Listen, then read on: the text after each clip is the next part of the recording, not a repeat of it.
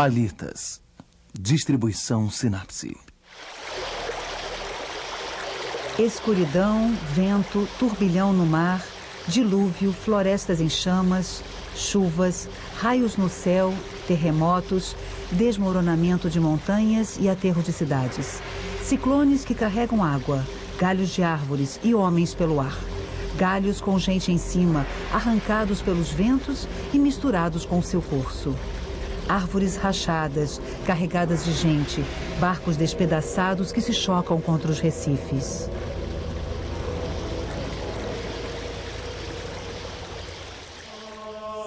O sorriso e o entrelaçamento.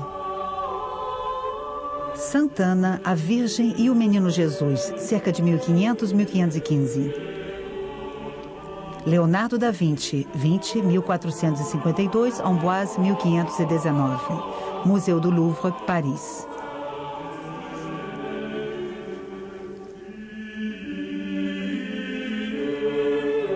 Um solo rochoso, castanho avermelhado, termina no primeiro plano em um abismo.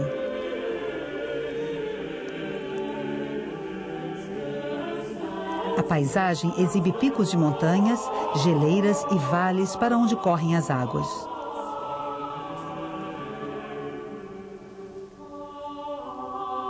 À direita, uma árvore muito escura na encosta de uma colina.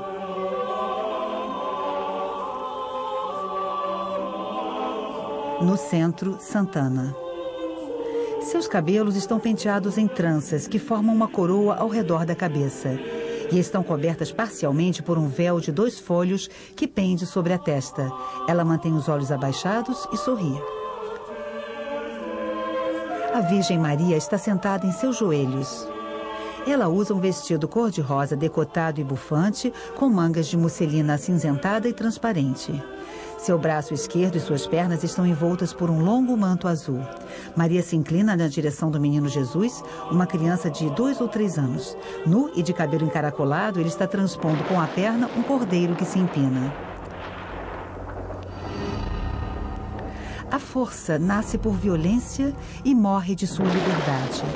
E quanto maior é, mais depressa morre. Repele furiosamente o que se opõe à sua destruição. Pode viver e matar a causa que constitui obstáculo para ela, e vitoriosa, morre. E quanto maior ela é, maior a sua potência. Toda coisa criada quer ser perene. Toda coisa constrangida constrange por sua vez. Nada se move sem a força.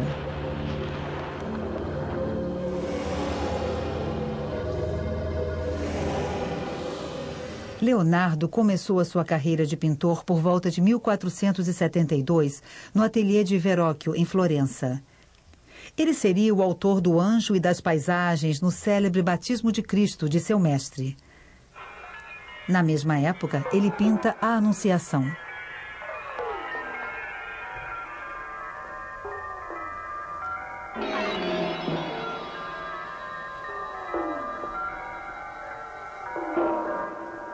Ele se destacou como retratista. Diversas Madonas lhe foram atribuídas, mas sem certeza. Ele inicia a adoração dos magos, que jamais chegaria a concluir. Ele troca a Toscana por Milão, onde se põe ao serviço de Ludovico o Mouro. Pinta A Dama com o Arminho e uma primeira versão de A Virgem dos Rochedos, provavelmente a que se encontra no Louvre hoje em dia. Em 1495, ele inicia a ceia para o refeitório de Santa Maria delle Grazie. Com a queda de Ludovico, Leonardo parte para Mântua, onde inicia um retrato de Isabella d'Este. De volta a Florença, prepara a Batalha de Anghiari para o Palazzo Vecchio. Destruído, restam apenas esboços preparatórios e uma cópia feita por Rubens.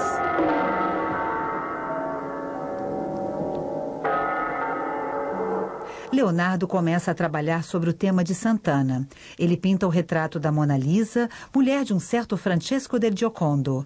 A tela logo se tornou célebre. Em 1506, retorna a Milão. Uma segunda versão de A Virgem dos Rochedos, provavelmente a de Londres. Leonardo prossegue seus estudos sobre a Santana.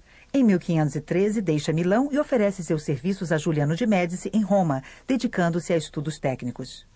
Em 1516, com a morte do seu protetor, ele aceita o convite do rei da França, Francisco I. Ele deve ter atravessado os Alpes com a Gioconda, a Santana e São João Batista, 3 quadros que não tinham sido ainda entregues a seus comanditários, talvez porque o pintor ainda não os tivesse concluído. Ele se instala no solar de Clou, atualmente Clos-Lucé, próximo ao castelo de Amboise. Reza a lenda que o rei o visitava atravessando um subterrâneo. Leonardo morreu em 2 de maio de 1519.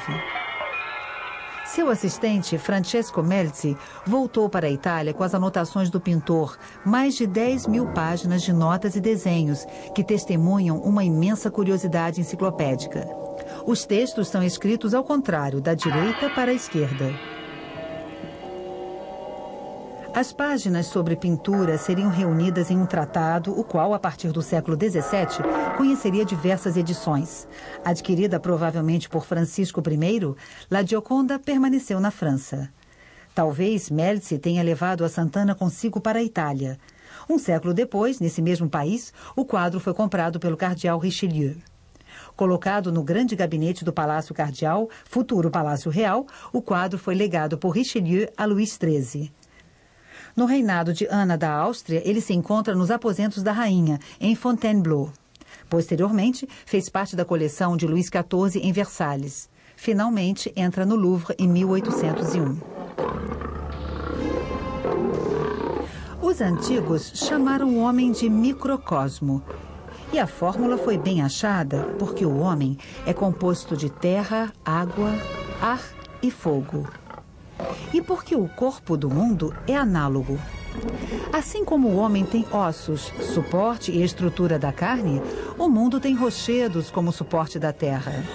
Assim como o homem tem em si um lago de sangue no qual os pulmões crescem e encolhem para respirar, assim o corpo da terra tem as suas marés oceânicas, que do mesmo modo sobem e descem de 6 em 6 horas, como se o mundo respirasse.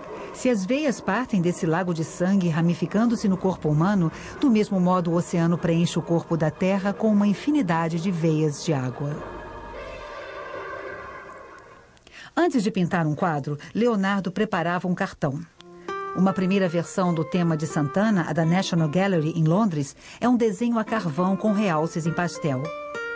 A Virgem está sentada no colo de Santana e o menino Jesus brinca com São João Batista. Sobre este mesmo tema, existem diversos estudos preparatórios. Leonardo, ao que parece, jamais executou a pintura que este cartão sugeria. Por outro lado, um de seus discípulos, Bernardo Luini, a executou acrescentando São José ao conjunto. O irmão Pietro de Nuvolari, em uma carta a Isabella d'Este, datada de abril de 1501, descreve um segundo cartão que exalta a cidade de Florença. A exemplo do primeiro cartão, este poderia ser uma encomenda do convento dos Servitas da Anunciata, de onde Leonardo era hóspede. São João Batista é substituído por um cordeiro. Este cartão desapareceu. Um esboço conservado em Veneza talvez corresponda a ele. Em seguida, Leonardo teria feito um terceiro cartão para preparar a Santana do Louvre. Esta obra também está desaparecida. Restam apenas esboços.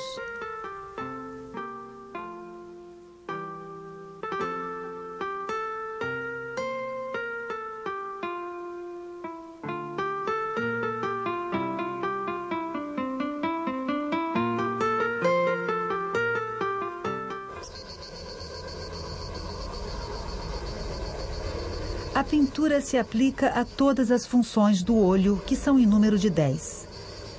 Trevas e luz. Volume e cor.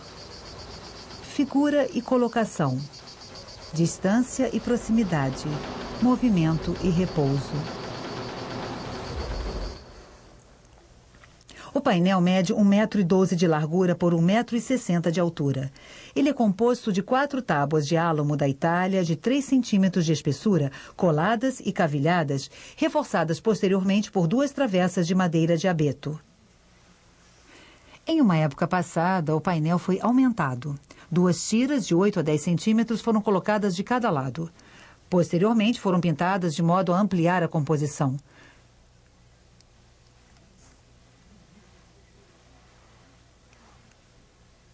Hoje em dia, as duas tiras laterais estão ocultas pela moldura. As tábuas deformaram e apresentam uma ligeira convexidade que aparece nitidamente em luz baixa. Uma fissura considerável cruza o rosto de Santana.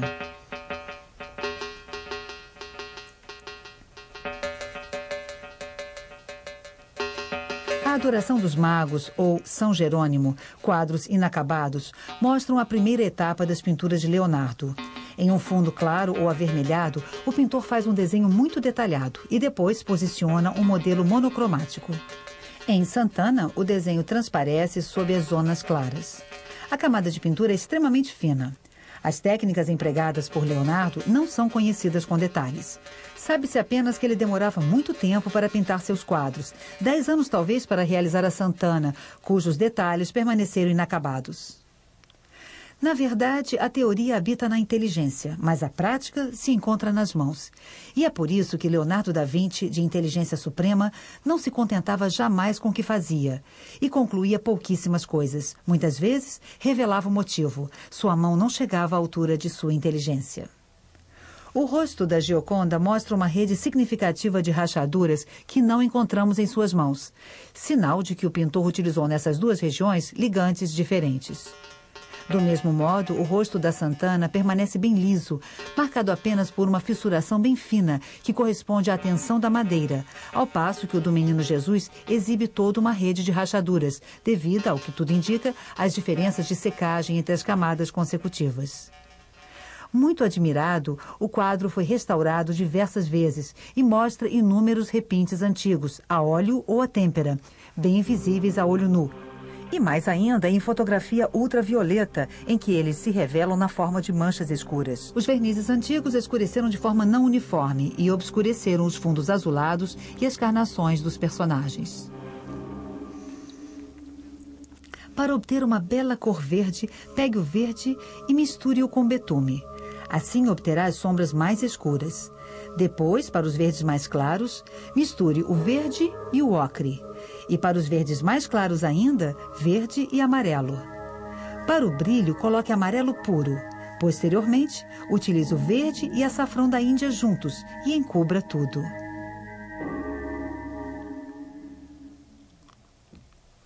O quadro se divide em duas zonas cromáticas encaixadas. A das cores quentes, as carnações dos personagens, suas vestes, o solo da paisagem próxima.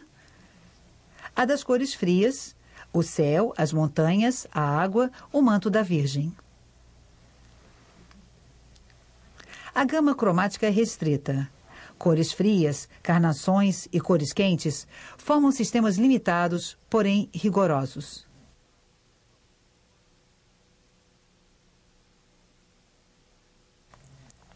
As zonas claras são valorizadas pela proximidade das zonas escuras. A árvore e o céu, o rosto de Santana e seu toucado, o ombro da Virgem e seu cabelo castanho, o rosto do Menino Jesus e o último plano. O pintor modula todo o seu grupo central, tirando proveito ao mesmo tempo dos contrastes de luminosidade e dos contrastes entre as cores. A cabeça da criança é cercada por uma zona escura, azulada, que contrasta com a carnação avermelhada. O azul do céu é obtido com a ajuda de um azul médio.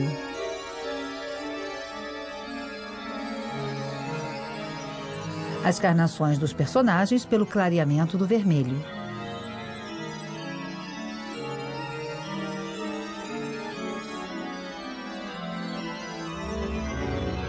O rosto de Santana, que parece muito claro, é na verdade bem mais escuro que o céu próximo. Leonardo obtém um modelo esbatendo a cor. Este modelo pode ser bem regular para realçar a doçura da expressão, ou, ao contrário, contrastante para acentuar os relevos agudos ou as descontinuidades.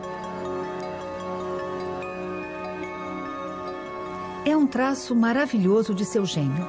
Desejoso de dar o máximo de relevo àquilo que fazia, ele buscava as sombras mais densas e os fundos mais escuros por intermédio do preto, resultando em sombras mais escuras e se mostrando cada vez mais escuras para que, por contraste, os claros pareçam mais luminosos. Só que, deste modo, ele chegava a tons tão escuros que o conjunto parecia feito mais para imitar a noite do que as nuances da luz do dia. No entanto, ele fazia tudo isto para dar mais relevo e atingir o fim e a perfeição da arte. O ar está repleto de infinitas linhas retas e radiosas, entrecruzadas e tecidas, sem que uma nunca se sirva do percurso da outra, e elas representam para cada objeto a verdadeira forma de sua razão.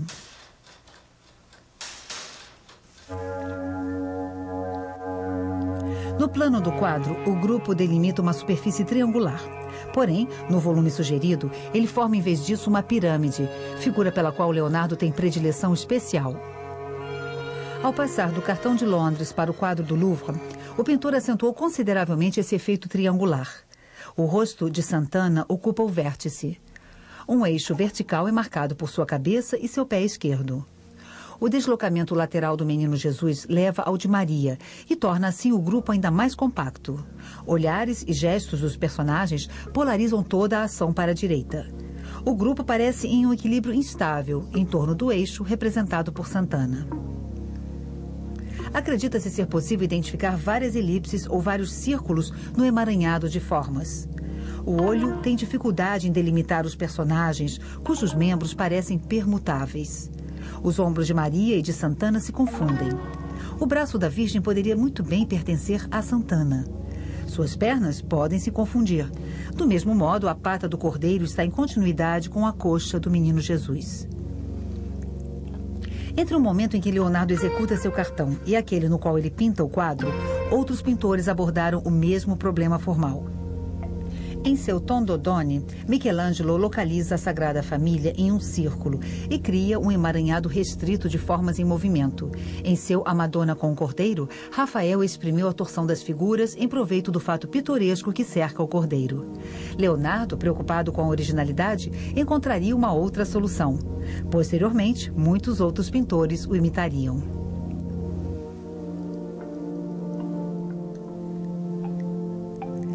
É possível imaginar o desenvolvimento de Leonardo através de desenhos sucessivos para as diversas santas Anas. As figuras se aproximam, se superpõem, se ligam, se confundem. No quadro, essa confusão foi concluída. Uma série de curvas que se encadeiam umas nas outras, formando uma espécie de entrelaçamento dinâmico.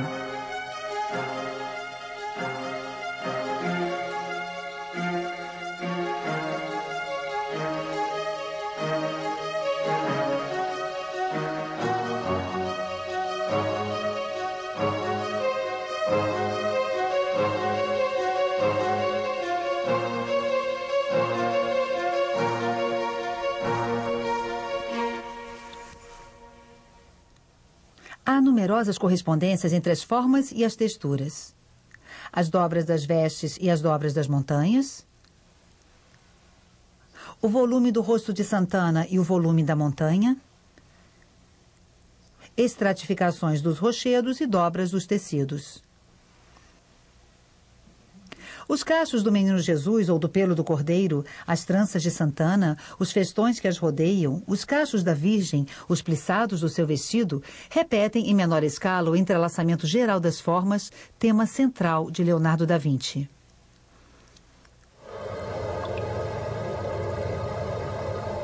Se você contempla os muros maculados por manchas informes ou feitos de pedras variegadas, com o propósito de imaginar alguma cena, encontrará neles paisagens de montanhas, rios, rochedos, árvores, planícies, grandes vales e colinas de todos os tipos.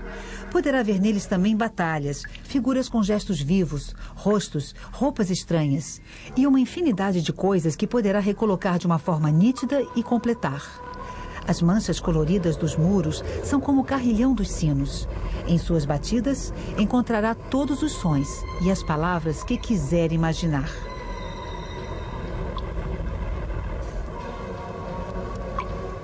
A figura de Santana, mãe da Virgem Maria, rara no século XIV, se propaga na Toscana do século XV. Em Masaccio, é uma mulher idosa. Ela predomina sobre a Virgem que está sentada no seu colo. O grupo é tratado de forma hierática. Em Leonardo da Vinci, as duas mulheres não aparentam diferença de idade. Todo o hieratismo desapareceu. A ternura de Santana envolve Maria como esta envolve seu filho com seus braços. A criança foge por entre as pernas da mãe como para simbolizar um nascimento. Ele pisa na terra para mostrar que se reúne à humanidade. Entre os antigos hebreus, matava-se o cordeiro como um sacrifício para Deus. O Cristo que morre na cruz e que assume todos os pecados do mundo é qualificado como Cordeiro de Deus. Os traços juvenis e a fragilidade do animal são destacados. Tentando pular por cima dele, Jesus tortura um pouco o cordeiro. Brincando com o animal, ele imita a futura cena de seus próprios sofrimentos e de sua condenação à morte. Maria, talvez consciente do destino de seu filho, tenta detê-lo. Outro elemento de mistério, os rostos. Neles se encontra a doçura dos personagens de Leonardo da Vinci. A conquista de um tipo de fisionomia pessoal e carregada de implicações filosóficas é característica dos pintores do Renascimento florentino. Botticelli, Michelangelo, Rafael procuram obter através do rosto uma espécie de ideal platônico de beleza. Em Da Vinci, soma-se outra característica, o sorriso. O sorriso da Virgem dos Rochedos, do anjo, da dama com o arminho, de São João Batista que sorri apontando o céu, da primeira Santana que também aponta o céu, da Mona Lisa. Um sorriso apenas sugerido, permitido unicamente por esta posição dos lábios e que inscreve a boca e os olhos em um círculo perfeito.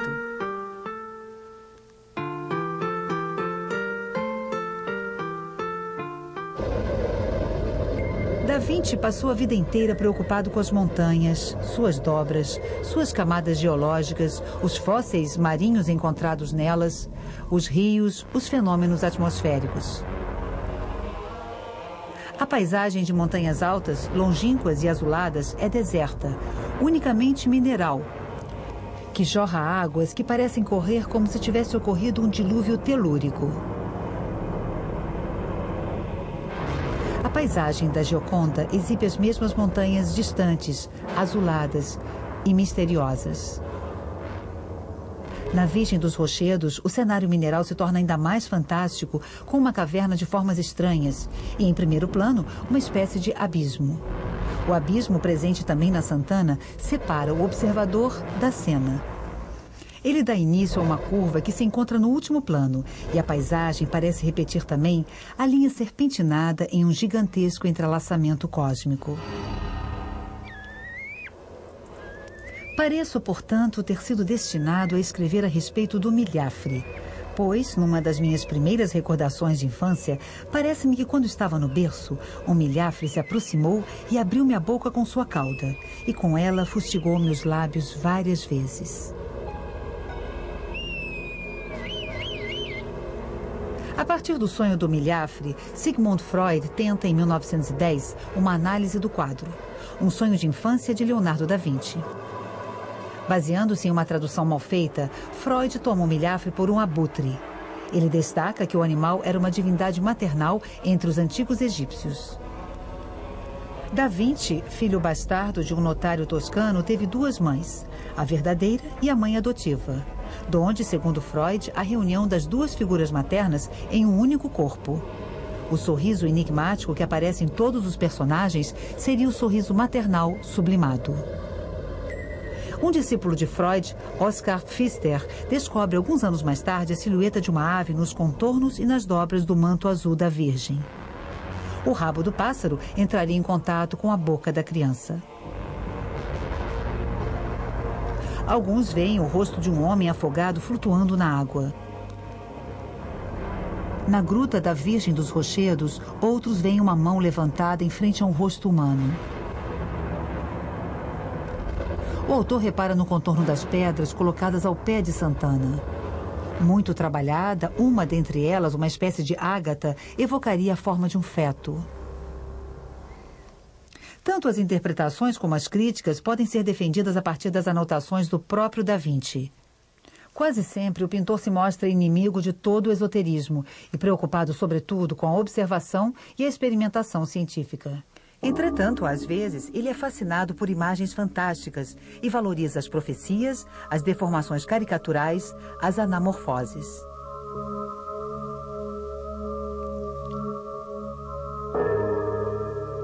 Na mesma época, Mantegna retrata perfis em nuvens. O século XVI seria marcado pela figura da analogia. Paisagens antropomórficas, cabeças compostas, grotescas, engendrando, na orla do barroco, toda uma estética da ambiguidade.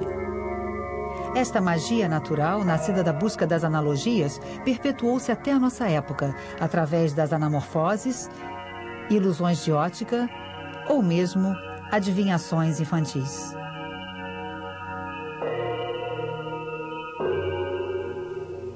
Sensibilizado pela profusão dessas imagens indeterminadas, o olhar moderno se torna mais desconfiado em relação às imagens antigas. Mas ninguém pode afirmar nos tempos atuais, com certeza, se Leonardo da Vinci escondeu voluntariamente imagens secretas em seu quadro. A evolução intelectual de Da Vinci está, sem dúvida, na origem dessa ambiguidade. O entrelaçamento de linhas e de formas multiplica as analogias e as correspondências. A plástica se torna o tema principal. A forma contém a ideia, mas tomada em um processo de criação contínuo, forma alguma é definitiva. É uma nova concepção do universo que surge com o Renascimento. Ao mundo hermético se sucede um mundo infinito, de formas fechadas, de formas abertas, o que talvez explique a falta de conclusão da maior parte dos trabalhos do pintor.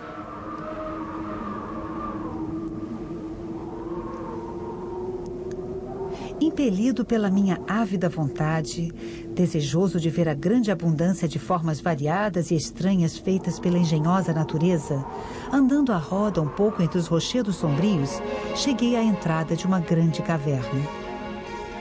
Na sua porta, ficando um tanto estupefato e sem saber o que era, arqueando-me, firmei a mão cansada sobre o joelho e com a direita tapei os olhos, ficando às escuras.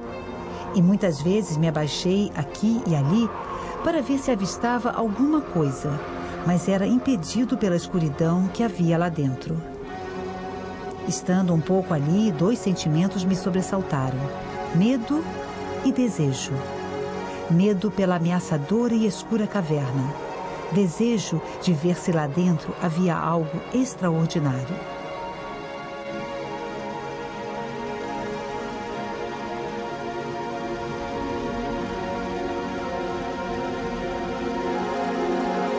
Versão brasileira Audio News.